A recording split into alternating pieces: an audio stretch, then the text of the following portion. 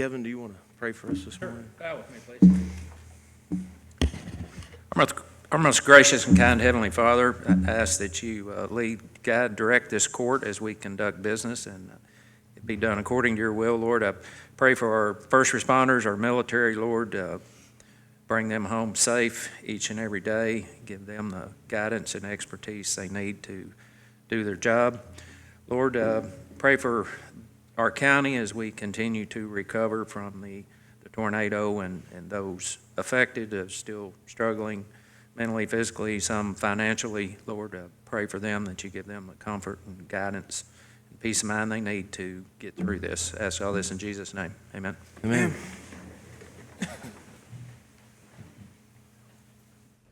Pledge allegiance to the flag of the United States of America and to the republic for which it stands, one nation, under God, indivisible, with liberty and justice for all. I forgot my gavel, so I'll gavel in. It's been one of those mornings. We'll go ahead and call Marsh County Fiscal Court to order May 3rd, 2022, and we'll start with Billy Pitts. Good morning, sir. Morning, everyone. Morning. First of all, thank you for having me here this morning. I'm here to ask for money. And so if someone will just make a motion that we'll give Billy Pitts on behalf of the Health Department any money he asks for, Yeah. I'll be willing to, make this short. No takers. We're going to be here all day. We got plenty of time. You should have in your packet somewhere a sheet that looks similar to this one. It should be a landscaped column sheet. Did that get out to everyone? Yeah. You may not have as many columns as I do. I kind of go back a ways on it, but you should like 3 years worth of Health Department data that shows all of the income for the Health Department for the past 3 years, actual, and then what we project for the current year, for fiscal year 22-23. For the past 5 years, we've had a taxing district rate of 7.25, which brings in, on average, a means average for the past 5 years, about $1.9 million a year. The Board of Health met on April 14th of this year and approved once again the 7.25 for fiscal year 22-23. And I'm here before the Fiscal Court asking for approval of that 7.25.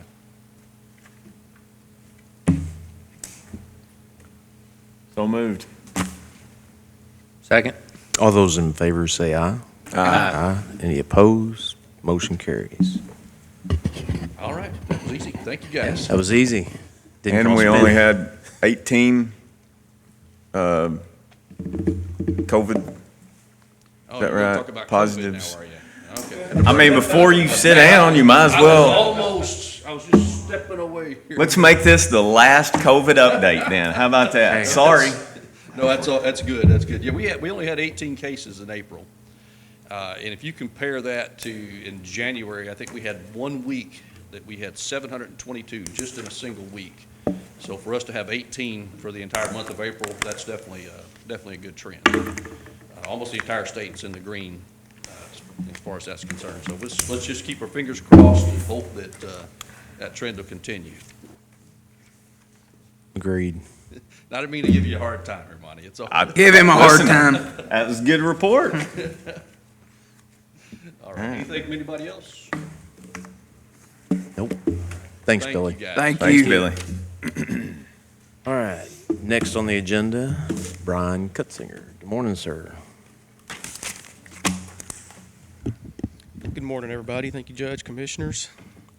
So the reason I'm here today is to kind of give the court basically a little bit of an update on where we stand with our capital equipment. Generally, every year, as far as capital equipment, we generally budget for the remount and replacement of one of our ambulances. The issue we've run into this year is that because of COVID and all the lead time on getting chassis for our units, is that we're in a position now to where we're not going to get the remount that was approved last year is not going to be done until probably October of the next fiscal year, so of 2022. if that makes any sense. Because it was approved in October of last year, and whenever it was approved by the court, the vendor was notified that they had won the bid, and when I got in touch with them, they said that they were looking at a lead time of about 1 year on getting a chassis, so that obviously would put us into the next fiscal year as far as paying for that unit. So in talking with Judge a little bit over some things is that we're in a position now to where some of our other equipment, more specifically our heart monitors, are in need of replacement. There's nothing wrong with them. I mean, they still function fine. They're good monitors, but we've had them long enough that the company that manufactures them, they're going from, ours are the V1, so basically they were the first version, and now they're to the V4s. So we're in a situation now to where if, as time goes on, as components of it start going bad, if like circuit boards in it start going bad, then they're no longer manufacturing replacement parts for these monitors. So obviously that kind of puts us in a position to where we have to make some sort of a move to upgrade our heart monitors. I know last year we'd put in a Homeland Security grant to kind of begin that process of hopefully getting some money from Homeland Security. We didn't get any money from them. Our grant application was not approved. So in kind of talking with Judge, we were looking at this year, because we do have money budgeted for the ambulance remount, is the possibility of using some of that money to go ahead and kind of get this project started of replacing our heart monitors. Homeland Security just opened their grant application period a week ago, so I'm still planning on trying to replace part of our heart monitors with grant money, so that way it's not coming out of the court's pocket. And kind of hopefully, like I said, just beginning this project and using some of the monies that we currently have budgeted, the Homeland Security grant application period, to hopefully, ideally, replace all of our monitors on all of our trucks. So I know that's a lot of info thrown at you. And I provided each one of you a quote that I received not too long ago from our Stryker representative. Stryker right now is the company that manufactures our heart monitors. They're running a special that I've never seen a medical equipment company run.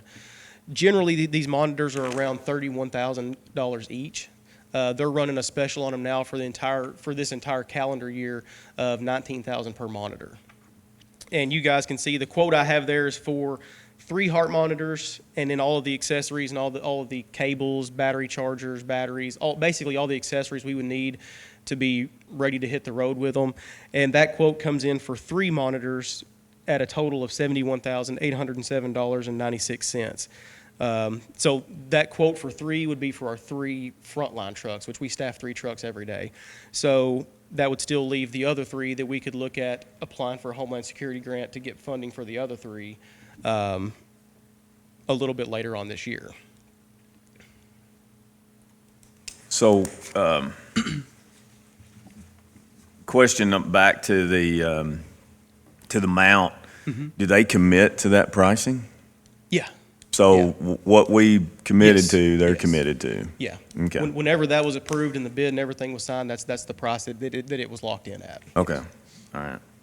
So And this, I we're would just- kind of suspect the same thing coming into this year, but of course, after July 1, we'll start that process again of specking out a new ambulance. And I would say that just kind of based on everything still kind of lagging, that we may run into the same issue next year with the same problem. yeah.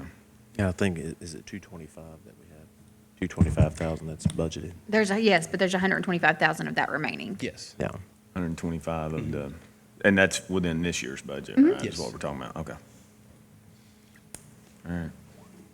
Do you want to talk about the Lucas devices too? We have 2 for the We have ambulance. 4, and kind of like we mentioned on the phone is, we could get more, but that gives us, having 4 of them, that gives us 1 on every frontline truck. So basically every truck service in the community has 1. If for some reason we're super busy and we have to call in an extra crew, then we have an additional 1. So, it's not really a high priority, I don't feel like, to have the other 2, because most of the time they would just be sitting and not being used. As over the years, as call volumes continue to pick up, and if we start looking at the possibility of maybe staffing a 4th truck during certain hours, then we might look at purchasing additional ones. But as far as right now, I don't necessarily see quite the need to buy 2 more of them.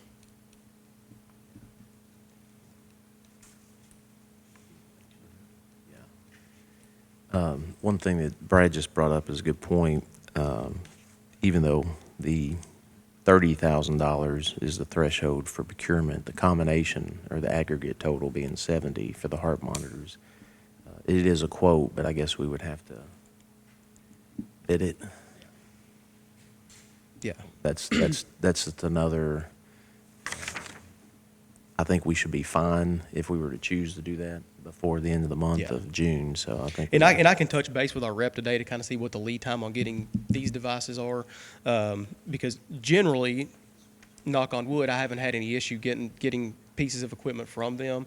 But I can touch base to kind of see, if we were to want to purchase 3, how long we would be looking at as far as getting those in, getting invoiced for them, and then getting those paid for before July 1. We can also check to see if it's not, it may be on state contract or it may be on Sourcewell. So Yeah. we'll also double check, and if it is, if that item is, And something that I reached out to the rep this morning, but he hasn't gotten back with me yet, is that typically whenever we purchase new heart monitors, we trade in our old ones. So they give us, I think it was like right at $6,500 per monitor that we trade in. So I noticed that the quote he gave me does not include trade-in for the 3 heart monitors that we would be trading in. So this cost may actually be around maybe $20,000 less, So, I mean, it may actually be less than a $71,000 amount. I'm still waiting to hear back from him Yeah. as far as whether or not we can still do the trade-in on them. But if we could, obviously, that would be good, because then we're looking at even less than the $71,000.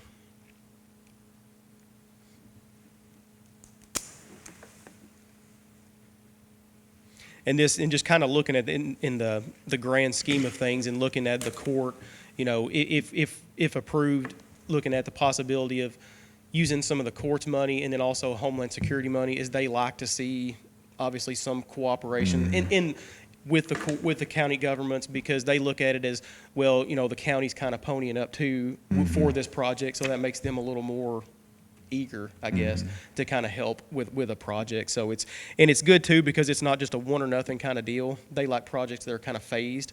So if we can kind of look at this as a phased approach of, well, the court buying the first 3, Homeland Security buying the second 3, then that also hopefully increases our chances of getting funding through them. I move we put it out to bid for 3 of the LifePak devices. Second. Is that, well, if What you you can also put in your motion that if it's not on Sourcewell or state contract. amended with the if Yeah. it's not on Sourcewell or the statewide contract. Okay. Second his amendment. All those in favor say aye. Aye. Any opposed? Motion carries. Now, as far as the. And then then I have one more thing I need the court to approve, is basically to begin the process of completing the Homeland Security grant, is I have to have a resolution approved by the court to begin that process. So judge has a copy of the resolution there. It's basically just kind of a generic one that Homeland Security put together for everybody that applies for Homeland Security money. So I'm not sure if he wants to read it or not, but basically it just requires the court's approval to submit the application. Do you think, Brian, that we could submit simultaneously the applications also? I know you say you got 4 Lucas devices, but if we could submit just to see, because I know. Yeah, from my understanding, there's no, unless the rules have changed, there's no limit on the amount of applications Right. you can do. I think if we were going to do 2 projects, like if we were going to look at adding more Lucases, and then also the heart monitors, we'd probably have to have 2 resolutions, one Yeah. for each application. Yeah, and I called, I knew we got denied that grant, and I Yeah. called just to put a bug in the state's ear that Yeah. we had a very significant event, and that was the reason why Yeah, we were. unfortunately, we had several years there. We had a lot of luck with Homeland Security, and then it seems Yes. like the last few, it's been a And- drought. Well, and what was funny is they actually awarded another community Yeah. Lucas devices, Yeah. and ours, obviously, we committed to Yeah. purchase the Lucas Sure, devices. sure. So I'd hate to say that my calling and kind of encourage them that we weren't too excited about it. But obviously, it's a grant. But I think if we were to submit again, there's no guarantees, obviously, with a grant. But let me read this resolution. County of Marshall County, a resolution of the County of Marshall, Kentucky authorizing the judge executive to make application for and upon approval to enter into an agreement with the Kentucky Office of Homeland Security, KOHS, to execute any documents which are deemed necessary by KOHS to facilitate and administer the project and to act as the authorized correspondence for this project. This resolution also establishes procurement policy for any KOHS-approved project for the FY 2021 application cycle, and that's 22. Is that right? The 2022 cycle? Yes. Okay. Whereas Marshall County, Kentucky desires to make an application for United States Department of Homeland Security and/or Commonwealth of Kentucky funds for a project to be administered by Kentucky Office of Homeland Security, whereas it is recognized that an application for and approval of Kentucky Office of Homeland Security funds impose certain obligations and responsibilities upon the county. Now, therefore, be it resolved this third day of May 2022 by Marshall County Fiscal Court, Kentucky. The judge executive is hereby authorized to execute and furnish all required documentation, including a memorandum of agreement, as may be required by KOHS for the furtherance of the above referenced project, and to act as the authorized correspondence for said project. For the purpose of any KOHS-funded projects used in FY 2022 funds, the county will use provisions of KRS 45A for the purchase of equipment and/or services. For any equipment and/or services under $30,000, 3 quotes will be obtained. For any equipment and/or services that exceeds $30,000, the provisions of KRS 45A will apply. Done this third day of May 2022. Move we approve the resolution. Second. All those in favor say aye. Aye. Any opposed? Motion carries.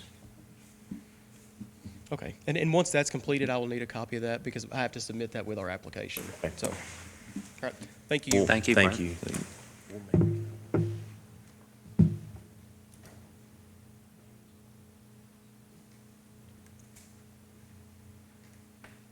you. Item C, under old business, Laurel Batula.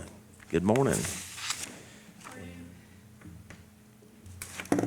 Laurel had to run out and do a road trip, I guess. Yeah, a road site inspection with FEMA. So if you happen to see a caravan of cars out on the streets or the roads, it's probably legit. Because of COVID, FEMA only allows so many people per vehicle, and they can't ride in the county vehicles. So then you'll see a county vehicle or my vehicle, and then about 3 or 4 other rental cars, and it probably looks suspicious because they are rental cars, but they probably are wearing FEMA badges. And they'll be out on the road for extended periods of time because we have to measure each little crack in the pavement or each rock or twig in the ditch. And it's a... and Roy is not here because he's still out there, but I will say Roy deserves a medal for patience and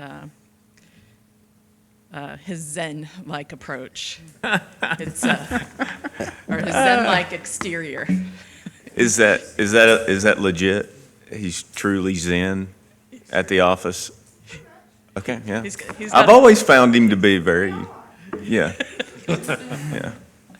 It's in every disaster is different, but in this one they are measuring those cracks in the pavement to the millimeter, and it's fun. I'm earning my keep. Yeah. Okay, so debris operations, we are done. That's if there's still debris, then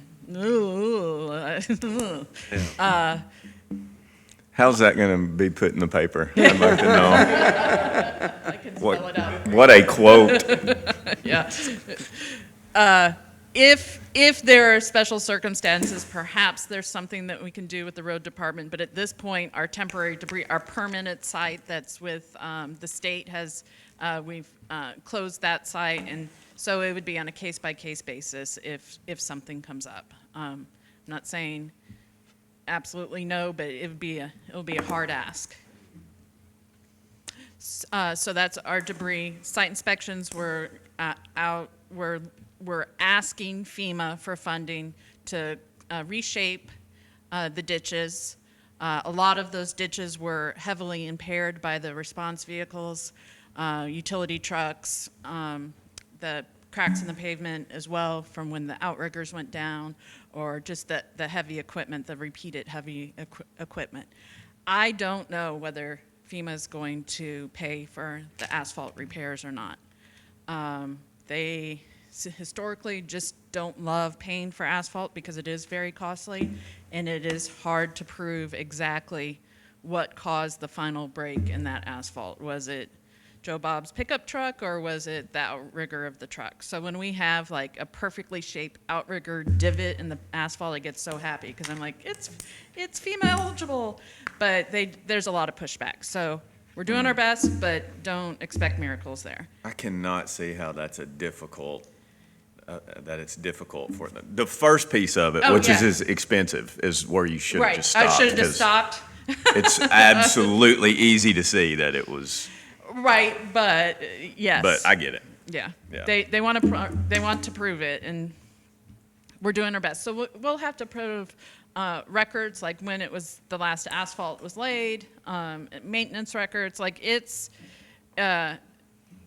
for the amount of money that the county will be getting, it will be a lot of work on the road department. So again, special thanks to Nicole and Roy. So that's what if you see us out and about, that's what we're actively working on now, is all the site inspections. And we probably have about 20 or 25 days of site inspections just for county properties. And again, it's about 7 FEMA people that go with us out there. So And from the road department, who do we have? Just Roy? yeah, Roy. Okay. Yeah. All right. Yeah, so it's a lot of work for him in the next Yeah. month. Yeah, but I guess my only thought was just for questions within the community, the actual road department guys aren't out there doing the inspection. No, just no, Roy. no, Okay. it's Roy, yeah. All He's representing the county. Yeah, okay, gotcha. And FEMA goes out with a FEMA site inspector, maybe a second site inspector, an environmental historic preservation specialist to ensure that we're not disturbing anything that shouldn't be disturbed. Especially like if we're having to pull out a culvert, they want to make sure there's nothing sensitive, that the tribes and the State Historic Preservation Office agree that we can disturb that ground. It's quite a process. Then a hazard mitigation person comes and evaluates, hey, if you're going to reshape this ditch, would you maybe want to put some riprap or some Fleximat in? Then we have to discuss that. Then we have The Indiana bat, do you have Oh, to yeah. deal we with the have to- Indiana yes, bat? Yes, I've had Never extensive understood. conversations in the past week regarding the Indiana bat and trying to direct it, show it on Right. a map that this is Kentucky, it needs to go north. Yeah. And it seems to not listen. No. But yeah, you would think at this part in the disaster that there's not that much work left, and as far as roads and ditches, it's just started. And then we have a civil rights person from FEMA that goes along as well, and sometimes a disability integration specialist as well. And they want to make sure that we're treating each neighborhood the same, and that also that if there's some accessibility features that we can build back in, that we do that at that time. So like if we're going to put a sidewalk, then we would put ramps in with the sidewalk. So it's a lot. So if, Laurel, if FEMA does not qualify some of these roads, Yeah. the So- SAFE funds? Yes, so I absolutely expect FEMA to say no to some of our roads. And if first we have to have FEMA to say no, then we qualify under the state SAFE funds. And we've already talked to KYEM, who will be administering the funds, and have earmarked some money for that.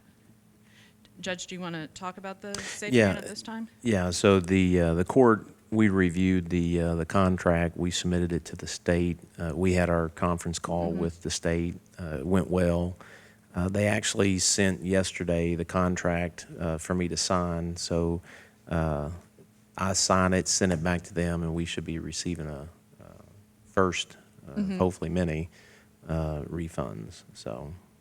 I don't know if refunds would be the right word. Maybe, Some of it's a reimbursement, so that will go to pay the local share of all of our projects. And then also, for the ineligible debris that the fiscal court voted on, for the concrete and foundations that we knew would not be FEMA eligible, as well as any other ineligible debris that FEMA finds. And then local share of any of our hazard mitigation projects, the 404, the grants that have not been selected yet. So it was hard to earmark and ask for money that we don't even know that we're, as a local share, that we don't even know we're getting the grant yet, but they asked us to put on, to look into our crystal balls so we could ask. And then for any ineligible debris, ineligible meaning ineligible for FEMA public assistance or Nrcs assistance. And so we have quite a bit of money kind of earmarked for that. Judge, I think it was $300,000 that we earmarked for other debris. yeah, 3 or 4, I can't. So that kind of leads us into our Nrcs discussion. And Judge, it may be in your email right now. I heard from another county that they're starting to get their Nrcs contracts. We expect, because I saw a list that maybe I shouldn't have seen, that yet, it wasn't for public consumption yet, so here I am telling you, that we think 19 sites are going to be selected for NRCS. And that's a big, big deal because that's 100% reimbursement. Now, we don't know for sure yet, so we can't necessarily go and spend our $300,000 on ineligible debris, or ineligible meaning not another federal agency, until we know for sure what's on the NRCS list. So we're kind of just all waiting on this NRCS list.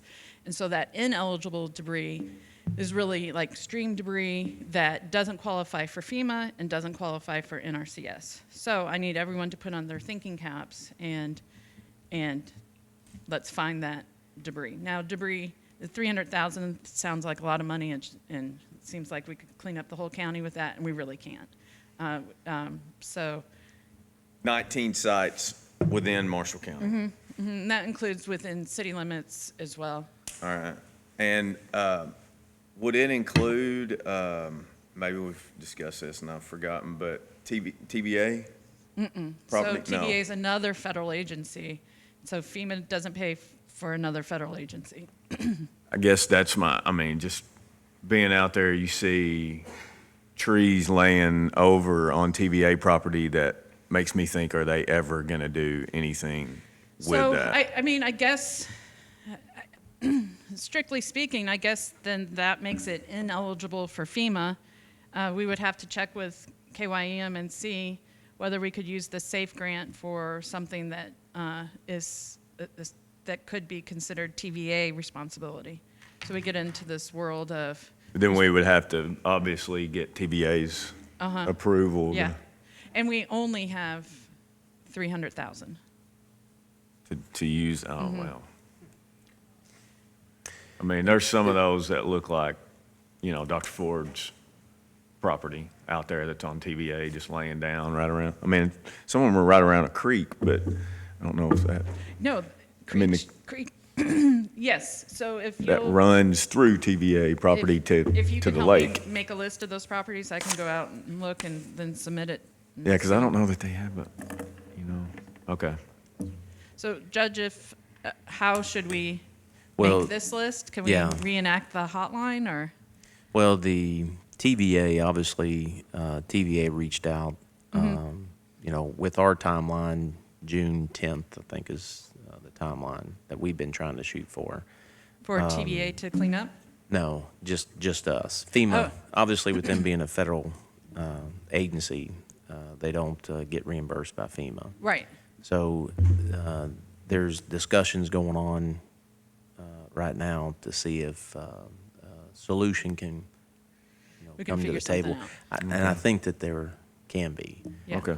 But it's a little bit there because I'm sure you got the same complaints as I have that, you look out there in that area, and we all know about the 375 contour line, but that debris, obviously, that decision lies with TVA.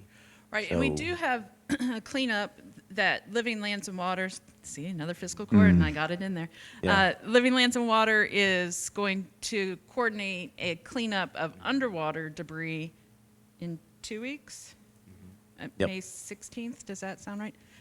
And it's not sponsored by the fiscal court. The fiscal court doesn't have any liability or responsibility, but the fiscal court is aware of it. I guess No. don't know now you know. But I should say the county emergency management is not coordinating it. They're just aware of it. Right. I think they're there more for safety. Right, yeah.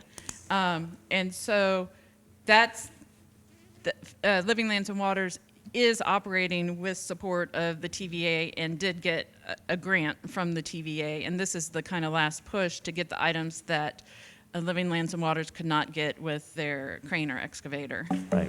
So they're having groups come in from surrounding areas and states with rescue divers that could help hook up some of the underwater debris, the dangerous debris. Now, how much they're going to get done, I don't know. And are the locations that you're thinking of places that Living Lands and Waters could get? Possibly with? No. Okay. This would be up, Upstream. well, no, I mean, they own up to that 370. So it's from where the owner of the property I to see. the water.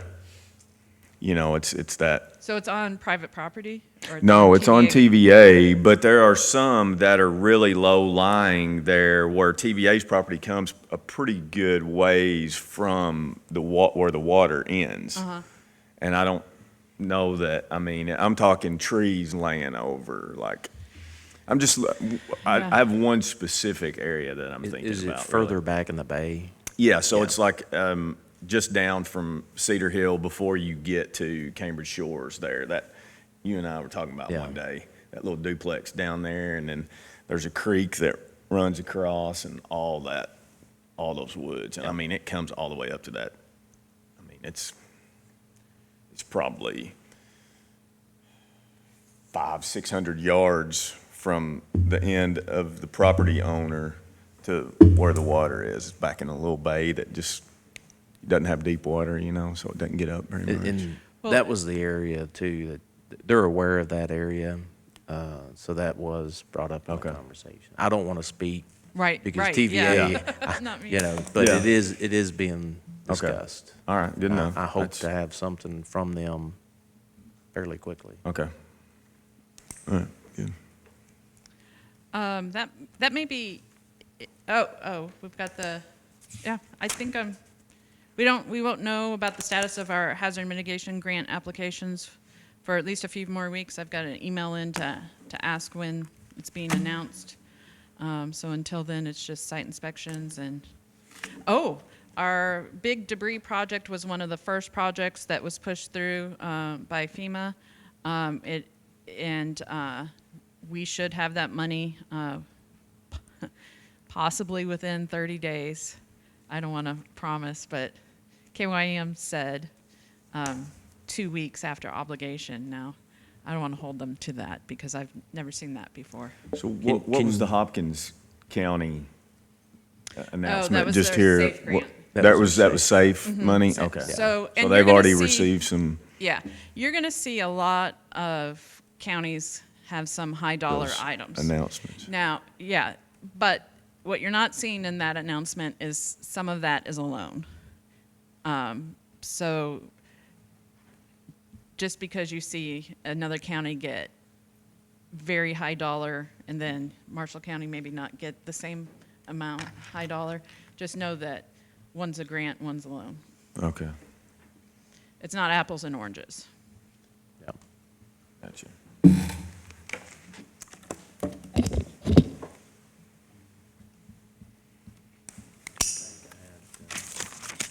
I think that's Yeah. There's there's something a lot of that, moving parts, but I yeah. think that's the update for this week. June 10th is still our target date.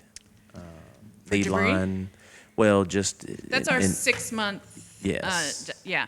Yeah. Well, so We can't, that's the 6-month for the debris and emergency protective measure operations, including our donated resources and volunteer.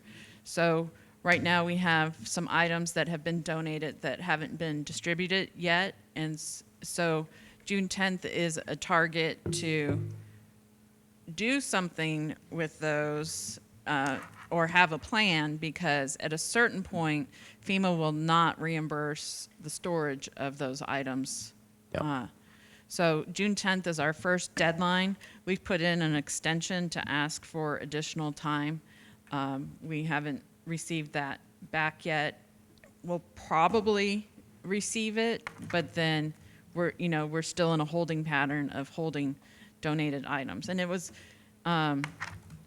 either survivors are not taking the items because they're being humble, or they don't have a place to receive the items yet, or we're just, we haven't hit the rebuilding season yet. So like the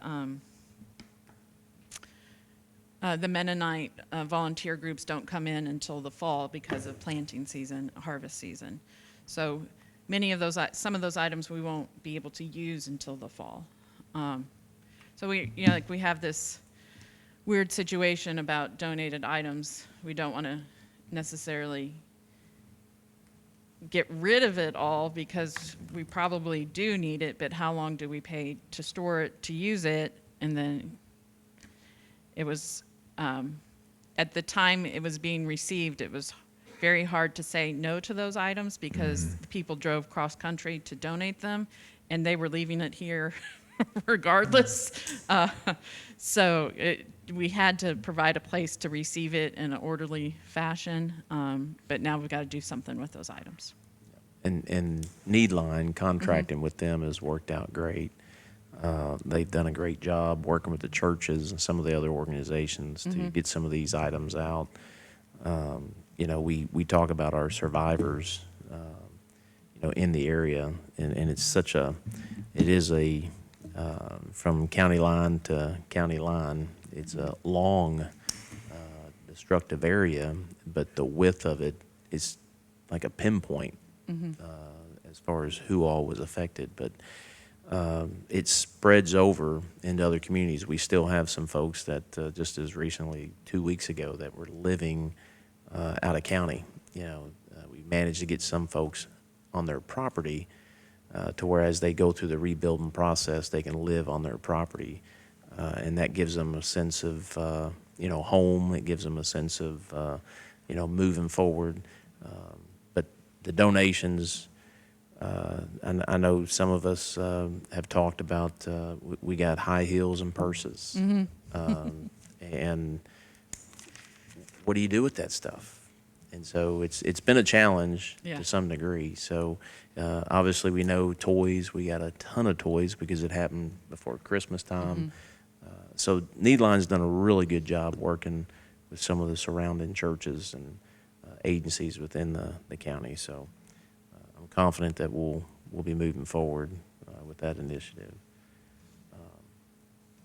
What about I know it was on there Friday and it's on there today too, but I don't see anything on the agenda. I didn't know if it was something we have to discuss, but the mutual aid, Calvert City Mutual Aid, was that something that we needed to do, or that was just I just think that giving was us just an that to see? example. So we Oh, have an okay. invoice to be paid, and it's the way we worded our mutual aid agreements is that the county would not pay the mutual aid provider until the final amount had been validated by FEMA, by the state and FEMA. So our Calvert City mutual aid invoice is the only one that's been validated by FEMA so far. Oh, okay. So, meaning like someone could submit an invoice, but they didn't put the right rate in for equipment. So I can refine it, but then who am I, or to them, who am I to say, that's a half-ton truck or a three-quarter-ton truck, and this is the rate we should be using. So the way we put it in the agreement is that once FEMA had validated. So Calvert City invoice, we actually had to split it into 2 grants because of the way the 30-day period for the 100% time frame came through. And so their invoice is actually ready to be approved for payment now. It's actually a penny off, and there's just nothing I can do about it. It would have taken. Which way? Do we owe them? You have to pay the extra penny. I'm sorry. I'll chip in. Yeah. It has to do with the way FEMA wanted it in a PDF. We did it in Excel, and so when, with rounding, they couldn't see where the extra penny came from because it was in a PDF. And so Wow. They, That tells you how much. Yeah. Yeah, and then they Holy they cow. took that PDF and 10-keyed it. Anyway, yes. So as far as the mutual aid agreement, So we actually got that one through without a mutual aid agreement. So we probably need to go back and do a mutual aid agreement now. Okay.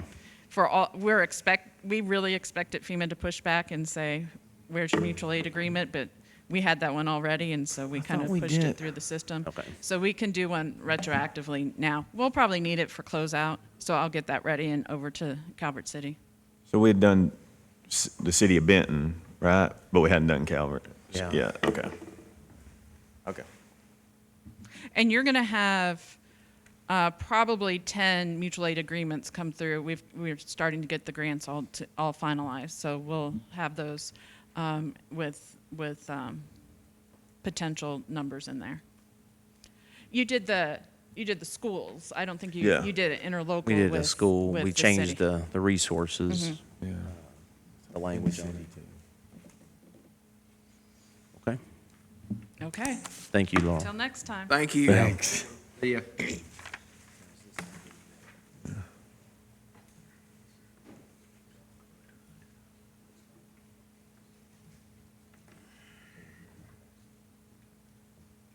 All right, we'll go on the correspondence.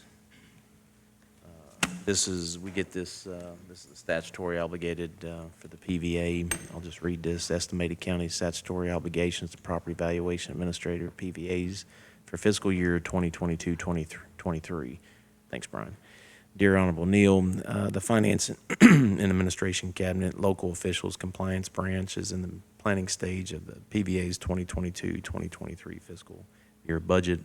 Pertinent part of the PVA budgetary process is the notification the county government regarding the obligation to the PVA office. This notification also provides county government with the information needed to prepare its own budget. Kentucky Revised Statutes 132-590, subsection 9 states, each county fiscal court shall annually appropriate and pay each fiscal year to the Office of Property Valuation Administrator as its cost for use of the assessment. An amount based on the January 1 assessment as applied by the statute. Kentucky Revised Statute 132-590, subsection 12 states that after submission to the state treasury or to the PVA of the county funds budgeted for personnel compensation under subsection 11 of this section, the fiscal court shall pay the remainder of the county appropriation to the office of the PVA on a quarterly basis. Any unexpected county funds at the close of each fiscal year shall be retained by the PVA, except as provided in KRS 132-601, subsection 2. It is anticipated no later than June 1, 2022, the remainder of the quarterly payments for FY 2021-2022, plus all accumulated carryover funds owed for prior years will have been paid to the PVA administrator. And this year's budgetary cost is $100,700.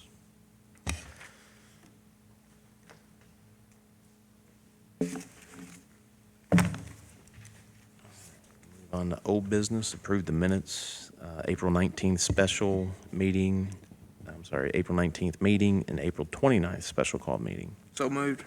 Second, all those in favor say aye. Aye. Any opposed? Motion carries. Old business, item B, Cogan Carp and Save Our West Kentucky Lakes and Rivers Task Force. This was the discussion we just had during the special call meeting as far as, again, the task force is in the process of forming. There's no guarantee as far as how that's going to look with that $2 million that's been earmarked for the task force for the Asian carp. But the goal is to help processing companies that come in to process Asian carp to help the communities that have them in their backyard, to support those companies and their initiative on the combating of the Asian carp. I think I gave the court the quote or the cost for the ice machine. But we'll have discussion today if we want to, how we want to handle supporting. Kind of, it's a logistics. They're going to move forward because they've got to get their equipment in.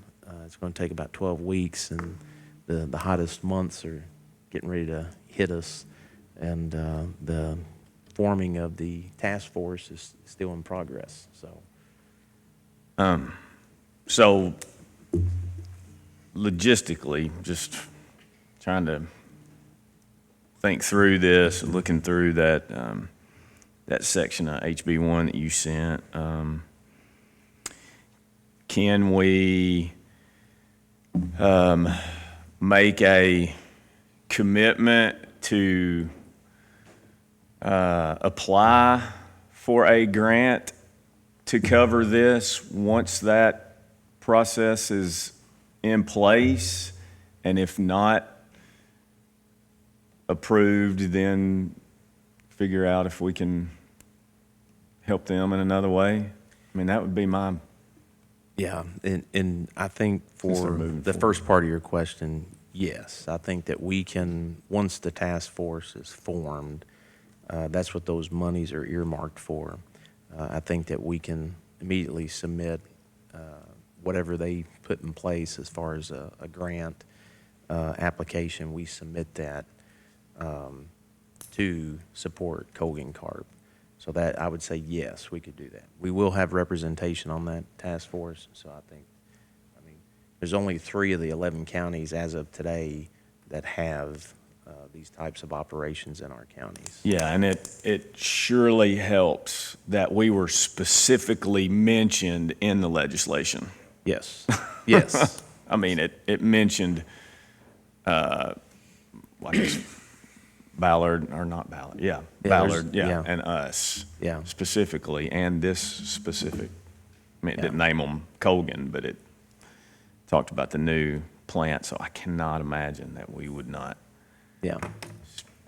And it'd be a favorable. the goal, obviously, for this is to bring more companies into our region. The good thing is, you know, we're on the front end of that initiative. Yeah. But yes, I would say that we could. So that's an option. Even though Colgan is going to move forward because of the 12-week timeline, we can make a commitment today that, you know, we're going to apply for an application with the task force. And then, you know, if that doesn't come through, then obviously we have We'll have to. to I look think at that's the another best path right there. avenue. So, Yeah, I just can't imagine that it wouldn't be looked upon favorably in that task force, surely. I mean, it's a slam dunk of what that money, to me, that $2 million should be going yes. to, which is something like that. I mean, but So do we, in discussion, do we want to make our position that when the task force is formed, we would apply immediately with a form of a grant to request assistance for Colgan carp with their purchase of an ice machine? yes, Okay. so moved. Second. All those in favor say aye. Aye. Any opposed? Motion carries. I will stay in touch. I know we have representation on the board or the task force. I think our folks in our region are ready. We obviously have to wait till Fish and Wildlife Fish puts and it together? Wildlife. Yeah. Well, So- I mean, they were down here also, Yeah. so that was good. Yeah. I mean, that was positive that the commissioner was here on site. Yep. He was here and Seemed very yeah, he supports it impressed and supportive, and all his folks were. Okay. I'll let Colgan Carp know, and I'll report back as far as when the first meeting. They've already had their first meeting, but it was more of the legislation got passed, but the formation of it. I'll keep the court informed. We'll move on to new business, Proclamation Building Safety Month. I'm just going to read this proclamation.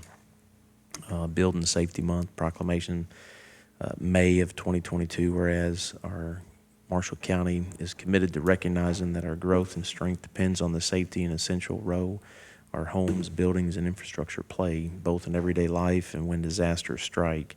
And whereas our confidence in the resilience of these buildings that make our community is achieved through the devotion and vigilant guardians, building safety and fire prevention officials, architects, engineers, builders, tradespeople, design professionals, laborers, plumbers, and others in the construction industry who work year-round to ensure the safe construction of buildings. And whereas these guardians are dedicated members of the International Code Council, a nonprofit that brings together local, state, territorial, tribal, and federal officials who are experts in the built environment to create and implement the highest quality codes to protect us in the buildings where we live, learn, work, and play.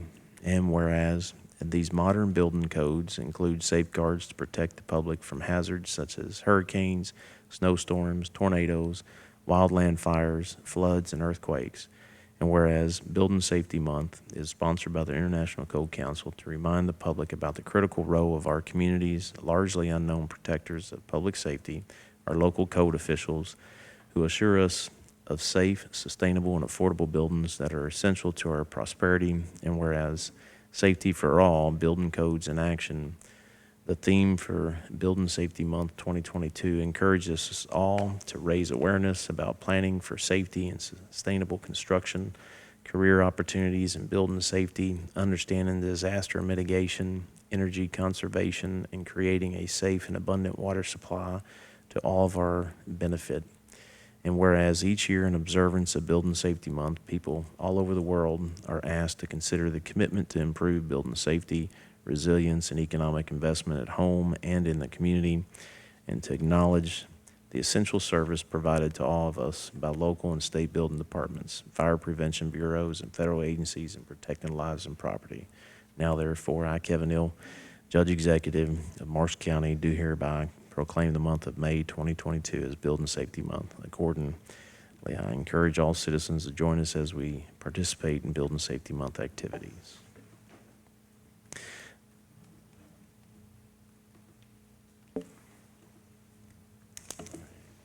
Just out of curiosity, Yeah. I guess I should ask her, but do we know how many structural inspections have been performed I have signed since we approved that? POs for maybe 10, Okay, somewhere around there, just off the top of my head. yeah.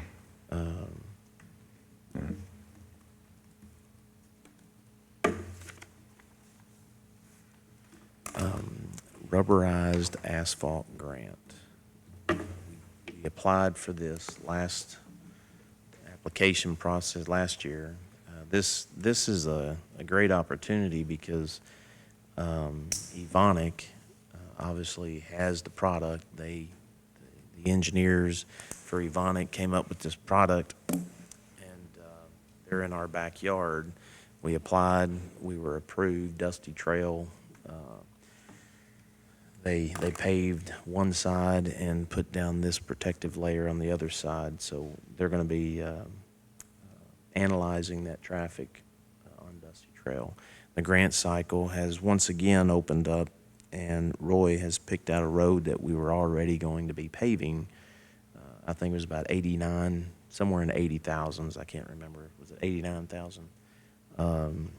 This grant will cover cost, half of that cost. So that's 50% of that cost that we can turn around and put it into other roads that we may find as Class 1 roads. Road. Yeah, I didn't see that. He told me.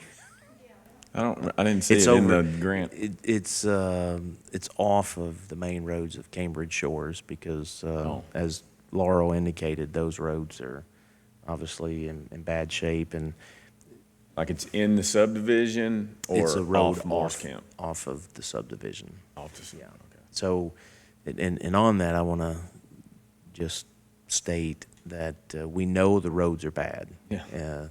But we don't want to go out and pave these roads as construction starts to kick up. So we're going to wait until the main construction efforts get completed, and then hopefully we get reimbursed and we get financial support for that. We're going to go in and pave the roads that we know are torn up. So we just ask folks to be patient. It's a good decision. I think it's a good decision to just be Absolutely. patient and wait, because then we'll create more problems. So this grant, it's waste tire grant application. I would just ask the court to, and I'm going to read the general information. The cabinet is accepting, this is a state grant, is accepting grant proposals for projects that will promote and assess the benefits of using recycled Kentucky waste tire and rubber modified asphalt for chip and seal, and then asphalt overlay projects. Rubber modified asphalt involves amending standard asphalt with crumb rubber derived from recycled waste tires. Chip seal is a pavement surface treatment that combines one or more layers of liquid asphalt with one or more layers of fine aggregate. I'm not going to read that. We're not doing the chip and seal. We're doing the rubber modified. So this grant is for both. We've selected the rubber modified. So I would just ask the court to take action to allow me to move forward with this grant. So moved. Second. All those in favor say aye. Aye. Aye. Any opposed? Motion carries.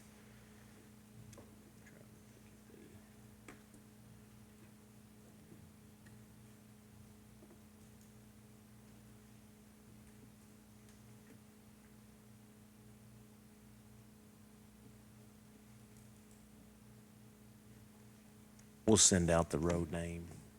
I know he told me, but I can't think of it. It's not in here. Yeah.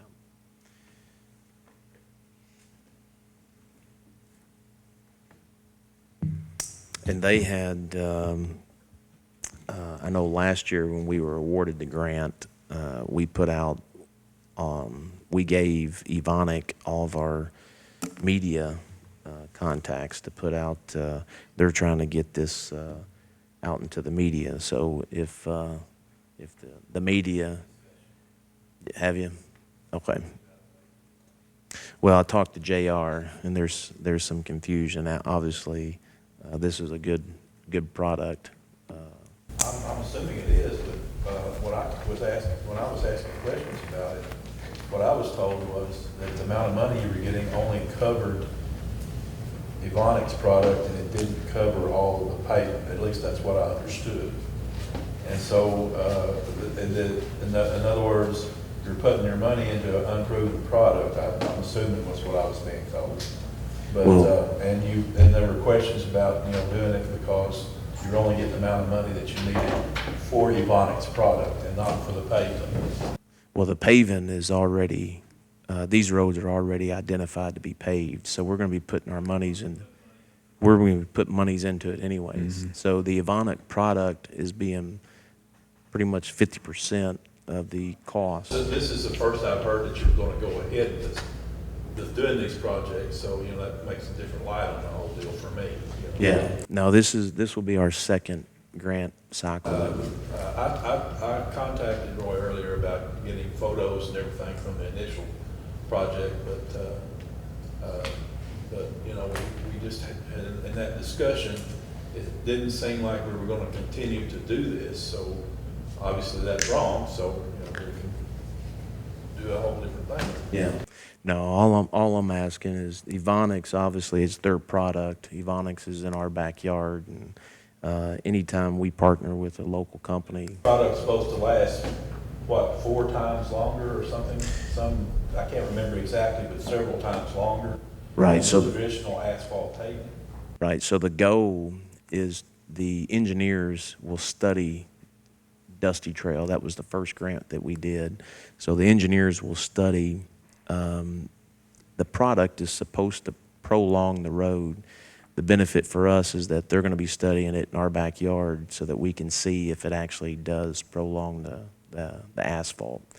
If it does, then obviously that's a benefit for us to use that rubberized product so that, say, Dusty Trail, I don't know off the top of my head, if we're repaving it, say, every 10 years, and this product makes it last to 15 years, well, then that means we can take monies to other roads.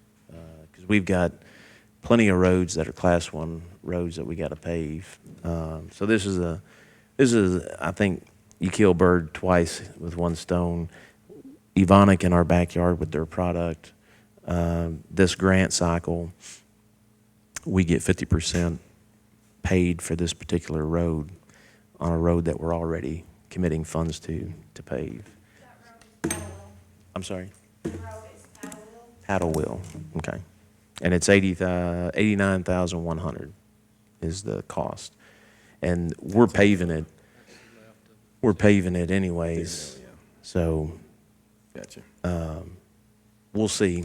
Hopefully we get approved for this grant, but we definitely want to get that out to the media so that they can see that this is a product that is organic to Evonik. Road Aid Cooperative Agreement Resolution for FY23.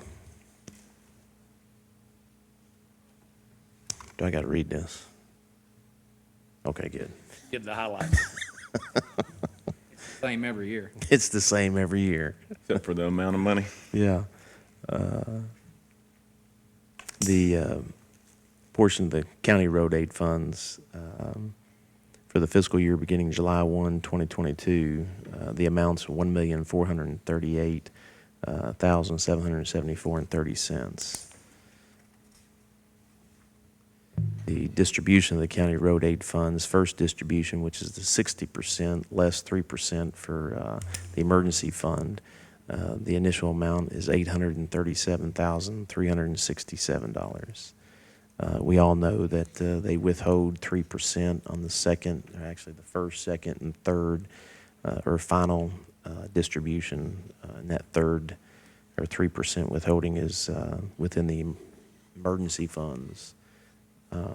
We actually used that, I think, when we had the 100-year flood with the bridge that was washed out. So the emergency funds really do pay off when we have an emergency. So that's, every year we do this. Those are the amounts. The amounts change every year, but the process is the same. So I would need... So moved. Second. All those in favor say aye. Aye. Any opposed? Motion carries.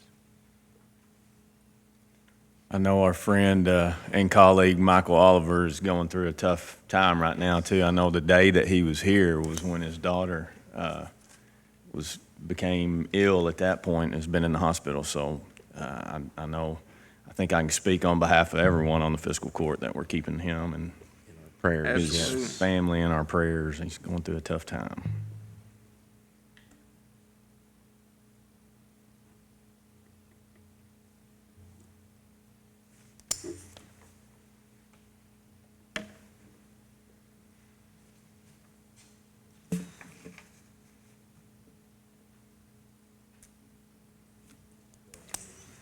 This is just to give you an update.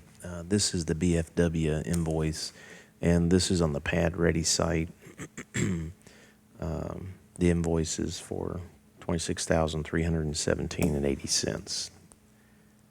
Their contract amount total is $100,732. This is for the landscape design, roadway extension, Pad Ready site. The total $26,317.80. Is that on the bills? No? Okay, so we would need a motion to approve the BFW Second. invoice. All those in favor say aye. Aye. Aye. Any opposed? Motion carries. And this is the Pad Ready side.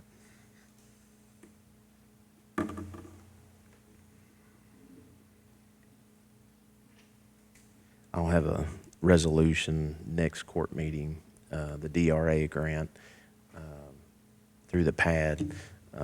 I know everybody knows this, but I'll just make sure that people hear it again. The DRA, Delta Regional Authority, we do fall within that authority jurisdiction, but those funds that are set aside, those are federal funds. They're administered through the PAD. We had approved in, I think, 2021, a little over $400,000. I think it's $406,000 with DRA. They had some changes at their level. PAD had some changes at their level. So I'll be bringing a resolution to the court next court meeting for the same request for an alternate entrance at Southwest 1 in addition to the PAD ready site. So just make you aware of that. All right, board appointments. I've got several as usual each year. Jonathan Creek is for a 4-year term. Reappointment of Ron Davis. So moved. Second. All those in favor say aye. Aye. Aye. Any opposed? Motion carries. Reappointment of Mike DeBoat. So moved. Second. All those in favor say aye. Aye. Aye. Any opposed? Motion carries. North Marshall Water District, 4-year reappointment, James Leonard. So moved. Second. All those in favor say aye. Aye. Aye. Any opposed? Motion carries. Larry Joe Draffin, 4-year appointment, reappointment. So moved.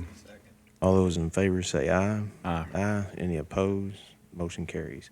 And I'll have more over the next few meetings. One thing that we've never done this, at least in the past 6 years, but there might be some statutory changes, but the resolution by the court, we had Hank and Angie Rogalowski had requested a memorial sign to be posted on a state right away, and Kyle had reached out and said we need a resolution for that. So that was a last minute thing this morning. That's why it took me a while to get up here. So while we go into executive session, Jason drafted a resolution. I'll have Corey type it up when we go into executive session. Well, there's a lot here, so I didn't have time to Okay. make. But what I can do though, I can give you the basics of what the resolution is going to be, and you can go ahead and vote to approve it. Okay. And then I'll just put it in. That'd be perfect. What And is I'll- it for again? I'm sorry. It's a dedication of a sign dedication, basically, for Scott Nathan Jones. He was killed in a bicycle accident out there by Champion, and he was on the Fair Dealing Fire Department for many years, and 29 years. Yeah, he's I believe a veteran. Yep, 18 years in the Navy. And they wanted to put a sign dedicate in memory of him. The state requires a resolution now, so that's what's new. So Is Rogalinski doing the sign? Is that what, or he was the one who they requested suggested it. Okay. So they reached out to Kyle, and Kyle was like, "Hey, the fiscal court needs to do a resolution now. Yeah. Oh, okay. So So moved. so Jason will draft it, and Second. all those in favor say aye. Aye. Any opposed? Motion carries. Okay, well, that's easier than what I was thinking. Saves Corey from typing. Yeah. Item G, transfers. Nope. Oh, yeah. I passed right by that. Scheduled budget workshops. I know everybody's.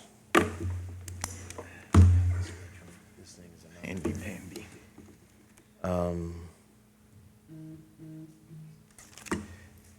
We need to, Can I, Erica's going, we need to be mindful, like to do some reverse planning. The last day, so going into June.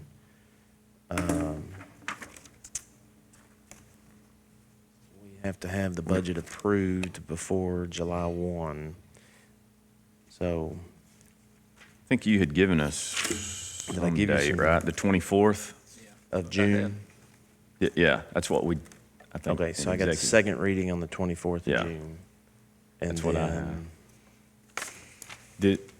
I don't know, can Yeah, we? go ahead. Do you have any dates from the email that you sent about that one? No, they haven't No. come back with me. What we were talking about in, Oh. the league, okay. We can, So we can don't know adjust. anything. I'm trying to see where. Let's see. If we look at, obviously, the advertising, is it Thursdays now? Okay, so it's Thursday. So if we do, I'm trying to do some reverse planning here. If we're doing the second reading on the 24th, the previous Thursday would be the 16th. There's a conference, Yeah, the 7th through the 9th.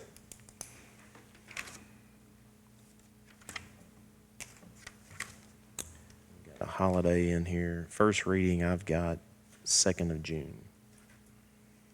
So the timeline to do the advertising, if we did the first reading of the budget, the 2nd of June. So this kind of gives you a yeah, you, idea of the budget workshops up to the 2nd of June.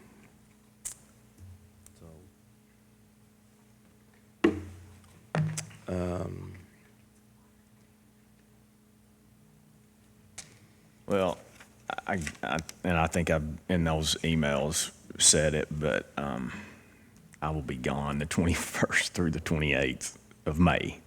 Of May. Yep.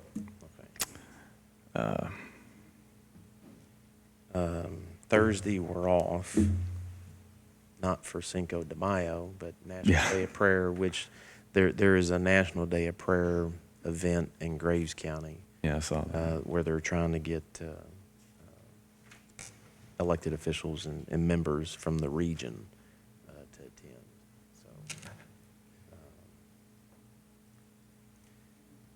So, is anybody planning to leave this Friday, the 6th? Won't be here? This week. We're going to the week of the 9th. I could do it Monday or Tuesday's the only day next week that I'm unavailable. I have a- And- Your treasurer's unavailable Monday. I have to have a root canal. Okay. I mean, I guess I could do it afterwards, but you wouldn't understand me probably. Be entertaining. What are you doing?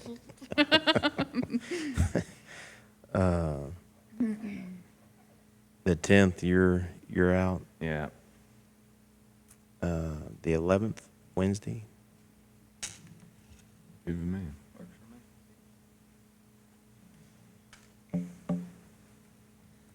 That's a court day for me. I won't be able to be here, but I'll be available by phone if anything comes up. Okay. We'll just do all day. What time do we want to start? Start at 8:30. I have to drop my kids I got- off at, you do too, I got- so I yeah, I think gotta it drop Jen pushes off. us. 8:30? 8:30 is fine. Slackers. We apologize for having to take our children to school school. so that we could have quality time with them on a daily basis. Actually, we don't say a word to each other. I don't know how yours is. That's not true. Is that on? They are interesting rides. They are interesting conversations, though. Yeah. It's usually the end of the day that's more conversation Yeah. than the beginning. Okay. So that's the 11th. What about the 12th? 8:30. can't 12th through 13th. Can't 13th. All right, we'll go with the next week. The 16th. Huh?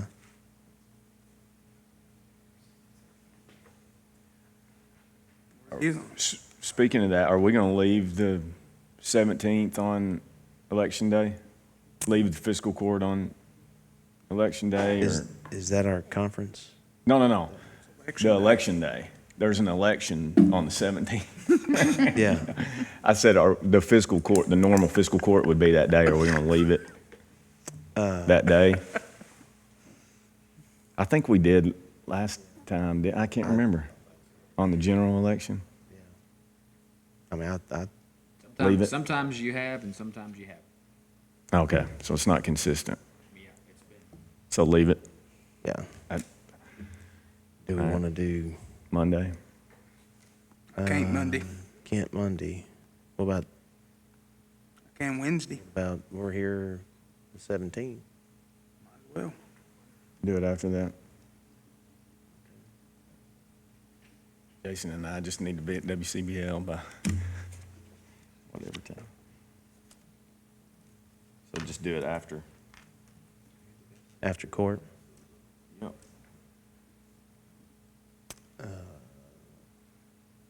Radio voice. Sheriff.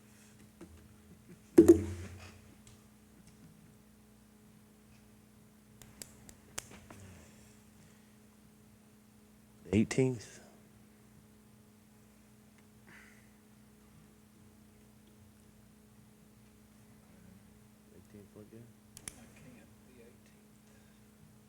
can't the 18th. About the 19th? Be recovered by then. 19th is fine with me. 17th, 9:30, I assume, normal. For court, and then we'll just do budget workshop after. The 19th, 19th? what time? 8:30, Uh, 9 a.m. 8:30?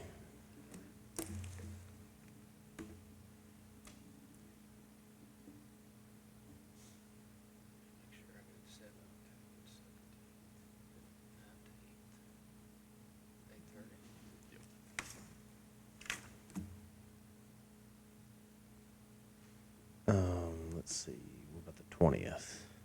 I can't 20th. Next week, 23rd? Oh, that's the week I'm out. That's the week you're out. Yeah, I'm in 23rd, you're out till I'm out that whole week. that whole Yeah. week. You can send your comments to Denise.Collins@Marshall.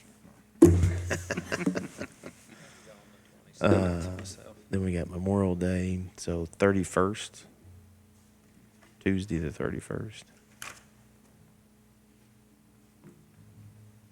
That work for everybody? 8:30?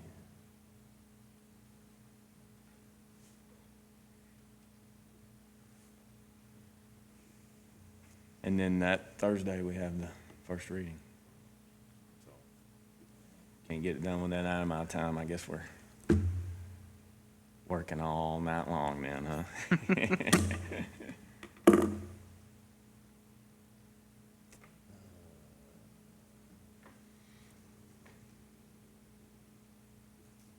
I just sent out invitations to everybody on the list. I don't know if they're Oh, starting to pop boy. up on your phones, but, and I looked, Are they they marked like- us all day. Now, if they're not, for some reason, when they finally Are get to they you, they're all Japan day. time or something? I don't know why the calendar hates me so much. Did we want to do anything the 1st of June? We've got first reading on the 2nd. Do we want to plug in, We could plug it and pray. yeah, same time? Is that a new saying of mine? It is now. Need to Plug it. put that saying on a coffee cup.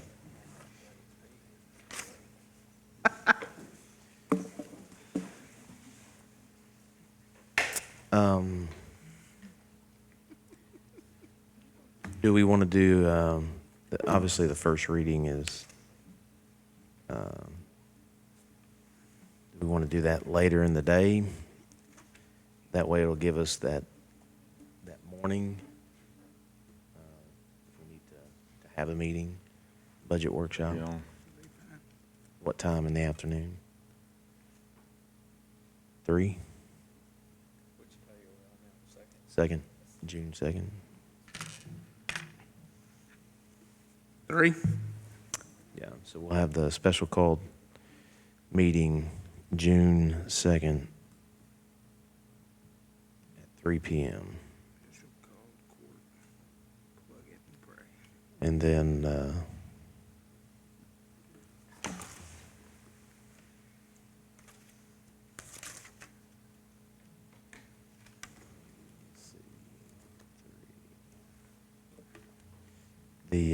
budget workshop, we can do at 8:30, just to have it on there in case we need it that day.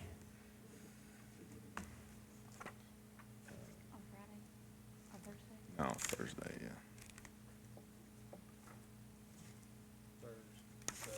Second.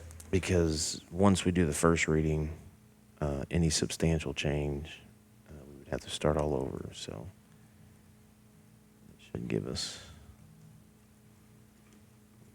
8:30 to noon. That way, any changes, the treasurer will have time to make the changes. 8:30 to noon. Yes. Okay. Okay. All right.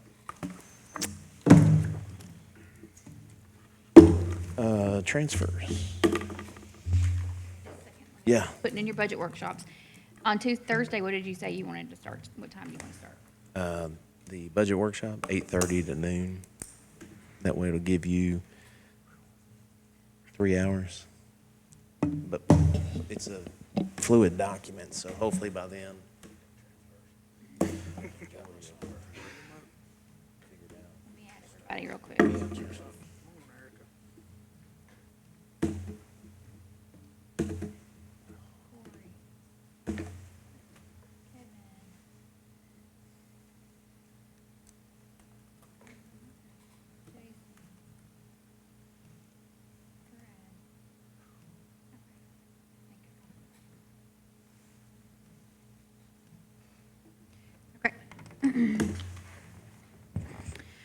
Transfers, there's some departmental transfers for the Parks Department. That was at the department head request. There's also one for transfer into the Commissioner District 3 travel expense from the Treasurer's Office.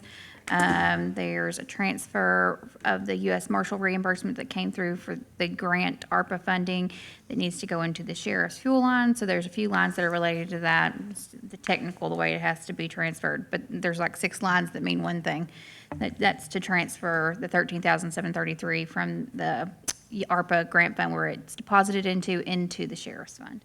And then the last one is to transfer, in my department, from our travel expenses to our supplies line. And the only ones that require a bank transfer are the ones to move the money for the U.S. Marshal reimbursement from the ARPA fund to the general fund where the sheriff's fund lives. We approve transfers. Second. All those in favor say aye. Aye. Aye. Any opposed? Motion carries. There's a bank transfer for the transient tax. It's $18,105.30. And then the other bank transfers, there's the one to complete the appropriation transfer that we just talked about for the fuel. Then there's also two transfers, bank transfers, one from the jail fund to the general fund, one from the grant fund to the general fund, and those two are to fulfill what we amended in with the budget amendment that we did the second reading of and voted last court meeting on. And then there are also 5 transfers of OTA to our funds that we subsidize, and those are all budgeted transfers that we have for this year's fiscal budget.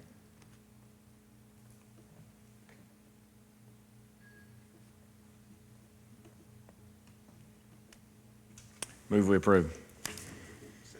All those in favor say aye. Aye. Any opposed? Motion carries.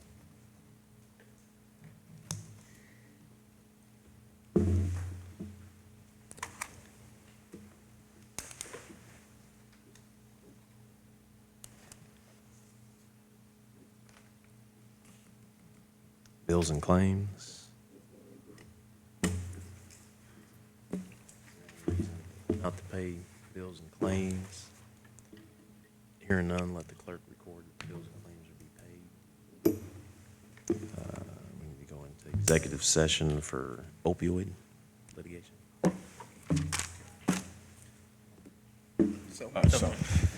Second. Motion and second. All those in favor, say aye. Aye. Any opposed? Motion carries. We're back from executive session, but I just want to go back. The first resolution that we read was for the heart monitors when Brian was here. The Lucas devices, the same resolution, but for the Lucas devices. Two Lucas devices through the KOHS grant would upfit all 6 of the ambulances. So I would ask the court to make a Move we motion. approve the resolution. Second. All those in favor say aye. Aye. Any opposed? Motion carries. We have no further discussion on items. Entertain a motion to adjourn. So moved. Second. All those in favor say aye. Aye. Any opposed? Motion carries.